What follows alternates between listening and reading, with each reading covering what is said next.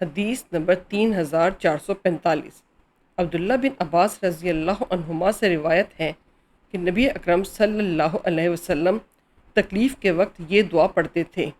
ترجمہ: کوئی معبود برحق نہیں ہے سوائے اللہ بلند و بردبار کے، اور کوئی معبود برحق نہیں سوائے اس اللہ کے جو عرش عظیم کا رب مالک ہے، اور کوئی معبود برحق نہیں ہے سوائے اس اللہ کے جو آسمانوں اور زمینوں کا رب ہے اور قابل عزت عرش کا رب ہے۔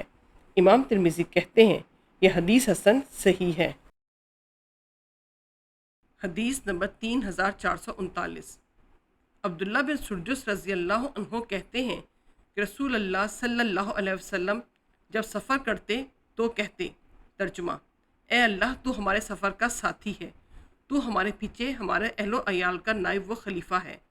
اے اللہ تو ہمارے ساتھ رہ، ہمارے اس سفر میں تو ہمارا نائب و خلیفہ بن جا، ہمارے گھر والوں میں اے اللہ میں تیری پناہ چاہتا ہوں، سفر کی تکلیف و تکان سے، اور ناکام نامراد لوٹنے کے غم سے، اور مظلوم کی بددعا سے، اور مال اور اہل خانہ میں واقع شدہ کسی برے منظر سے۔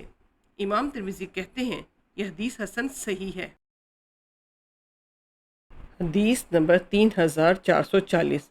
برا بن عازب رضی اللہ عنہ کہتے ہیں کہ نبی اکرم صلی اللہ علیہ وسلم جب سفر سے واپس آتے تو یہ دعا پڑھتے: ہم سلامتی کے ساتھ سفر سے واپس آنے والے ہیں، ہم اپنے رب کے حضور توبہ کرنے والے ہیں، ہم اپنے رب کی عبادت کرنے والے ہیں، اور ہم اپنے رب کے شکر گزار ہیں۔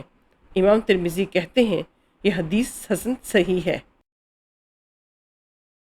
حدیث نمبر 3456۔ ابو امامہ رضی اللہ عنہ کہتے ہیں کہ رسول اللہ صلی اللہ علیہ وسلم کے سامنے جب دسترخوان اٹھا لیا جاتا تو آپ کہتے، ترجمہ: اللہ ہی کے لیے ہیں ساری تعریفیں، بہت زیادہ تعریفیں، پاکیزہ روزی ہے، بابرکت روزی ہے، یا اللہ کی جانب سے ہماری آخری غذا نہ ہو، اور اے ہمارے رب ہم اس سے کبھی بے نیاز نہ ہوں۔ امام ترمذی کہتے ہیں یہ حدیث حسن صحیح ہے۔ حدیث نمبر 3459۔ ابو ہریرہ رضی اللہ عنہ کہتے ہیں کہ نبی اکرم صلی اللہ علیہ وسلم نے فرمایا، جب تم مورخ کی آواز سنو تو اللہ سے اس کا فضل مانگو، کیونکہ وہ اسی وقت بولتا ہے جب اسے کو فرشتہ نظر آتا ہے، اور جب گدھے کے رینکنے کی آواز سنو تو شیطان مردود سے اللہ کی پناہ مانگو، کیونکہ وہ اس وقت شیطان کو دیکھ رہا ہوتا ہے۔ امام ترمذی کہتے ہیں یہ حدیث حسن صحیح ہے۔ حدیث نمبر 3466۔ ابو ہریرہ رضی اللہ عنہ سے روایت ہے کہ رسول اللہ صلی اللہ علیہ وسلم نے فرمایا، جو شخص 100 بار سبحان اللہ و بحمدہ کہے گا اس کے گناہ بخش دیے جائیں گے، اگرچہ وہ سمندر کی جھاگ کی طرح ہوں۔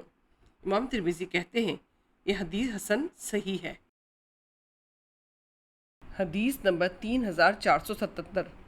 فضالہ بن عبید رضی اللہ عنہ کہتے ہیں کہ نبی اکرم صلی اللہ علیہ وسلم نے ایک شخص کو نماز کے اندر دعا کرتے ہوئے سنا، اسے نبی اکرم صلی اللہ علیہ وسلم پر درود نہ بھیجا۔ نبی اکرم صلی اللہ علیہ وسلم نے فرمایا، اس نے جلدی کی۔ پھر آپ نے اسے بلایا اور اس سے اور اس کے علاوہ دوسروں کو خطاب کر کے فرمایا، جب تم میں سے کوئی بھی نماز پڑھ چکے تو اسے چاہیے کہ پہلے اللہ کی حمد و ثنا بیان کریں، پھر نبی صلی اللہ علیہ وسلم پر درود بھیجیں، پھر اس کے بعد جو چاہے دعا مانگے۔ امام ترمذی کہتے ہیں یہ حدیث حسن صحیح ہے۔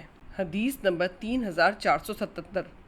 فضالہ بن عبید رضی اللہ عنہ کہتے ہیں کہ نبی اکرم صلی اللہ علیہ وسلم نے ایک شخص کو نماز کے اندر دعا کرتے ہوئے سنا، اسے نبی اکرم صلی اللہ علیہ وسلم پر درود نہ بھیجا۔ نبی اکرم صلی اللہ علیہ وسلم نے فرمایا، اس نے جلدی کی۔